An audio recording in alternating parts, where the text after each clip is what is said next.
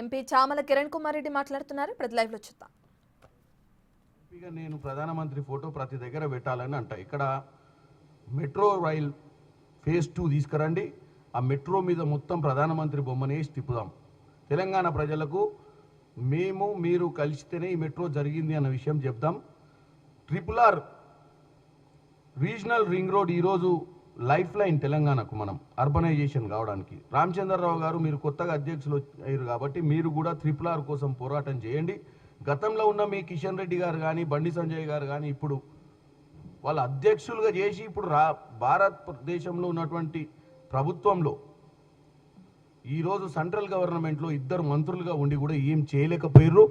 వాళ్ళు చేయలేదనే ఇప్పటిదాకా BJP party బలోపతం కాలేకపోయింది. ఇక్కడ నేను ఒకటే మీకు ఛాలెంజ్ చేస్తున్నా, మీరు కనుక మీ హయాంలో కన్స్ట్రక్టివ్గా ఈ రాష్ట్ర అభివృద్ధి కోసం మీరు పోరాటం చేసినట్టయితే మీరు చరిత్రలో నిలిచిపోతారు. అంతే తప్ప గత మీ అధ్యక్షుల మాదిరిగా మాటలకే పరిమితం అయిపోయి బయట మాటలు లోపల సెట్టింగులు చేసుకుంటే బీఆర్ఎస్ పార్టీతోటి మీరు చేసుకున్నట్టు చేసుకొని అటు వాళ్ళు విస్మరించారు 10 ఏళ్ల పాలనల నీళ్లు నిధులు నియామకాలను, ఇటు మీరు సెంట్రల్ గవర్నమెంట్ నుండి కూడా రాష్ట్రానికి ఏం చేయలేదని చెప్తున్నా.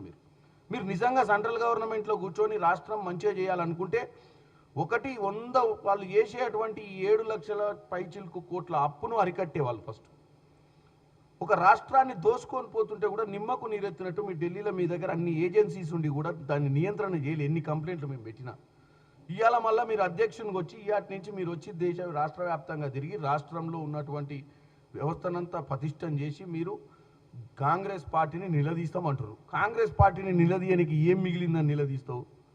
నీ గతంలో ఉన్న 2 నాయకులు 10 ఏళ్ళు వాళ్ళతోటి మంతనాలు చేసి మొత్తం గాలి కొదిలి రాష్ట్రాన్ని దోసుకొని పోయి ఆగమాగం చేసినాక ఇప్పుడు వచ్చి నువ్వు నిలదీసేది ఏముంది?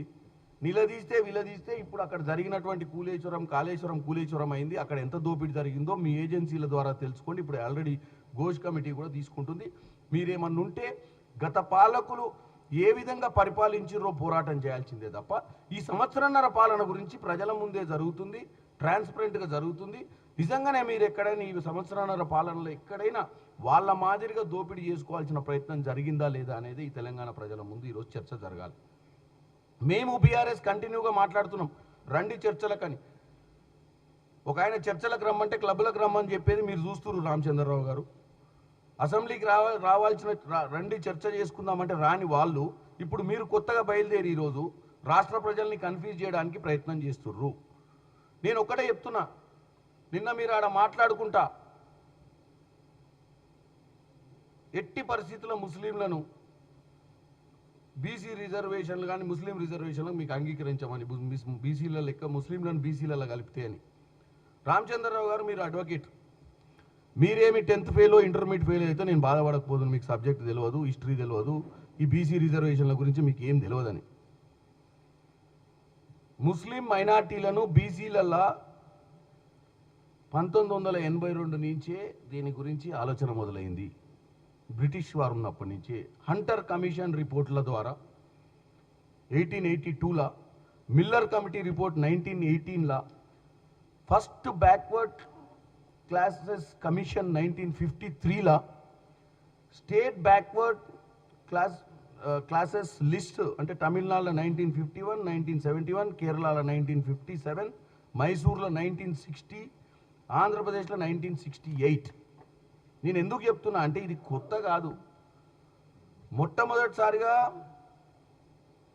బ్రిటిష్ హయాంలోనే కొంతమంది ముస్లిం మైనారిటీలు వెనుకబడిపోయారన్న విషయాన్ని తెలుసుకొని వాళ్ళని బ్యాక్వర్డ్ కాస్ట్లో పెట్టి వాళ్ళకి రిజర్వేషన్లు ఇవ్వాలన్న ఆలోచన, వాళ్ళ జీవితాలను మెరుగు చేయాలన్న ఆలోచన అప్పుడు వచ్చింది. మీరు ఇప్పుడు కొత్తగా వచ్చి ఏం తెలియనట్టు అసలు చరిత్రలో ఇదే ఇప్పుడు కాంగ్రెస్ పార్టీ వాళ్ళు ఇది చేస్తున్నట్టు మీరు కులమతాల మధ్యన చిచ్చు పెట్టే ప్రయత్నం చేస్తుర్రు. ఇది హిస్టరీ.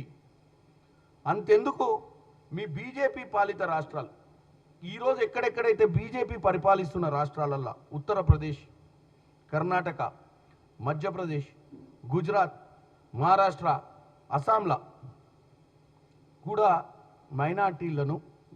ముస్లిం మైనార్టీలను బీసీలో ఉన్నారా లేరా? మీరు నల్గొండలో మాట్లాడేటప్పుడు ఏమాత్రమైనా మీరు చదువుకున్నారు, అడ్వకేటు, మీకు చాలా నాలెడ్జ్ ఉంటుంది, హైకోర్టు సుప్రీంకోర్టులో మీరు వాదనలు వినిపిస్తారంటే మీకు చరిత్ర తెలిసి ఉంటుందని మేము అనుకుంటాం. కేవలం రాజకీయాలు చేయడానికి కాంగ్రెస్ పార్టీని తెలంగాణలో కాంగ్రెస్ పార్టీ చేస్తున్నటువంటి పనిగా మీరు కొన్ని కులాలను సమర్థించుకొని వాళ్ళ తప్పుడు ఇన్ఫర్మేషన్ ఇస్తుర్రు.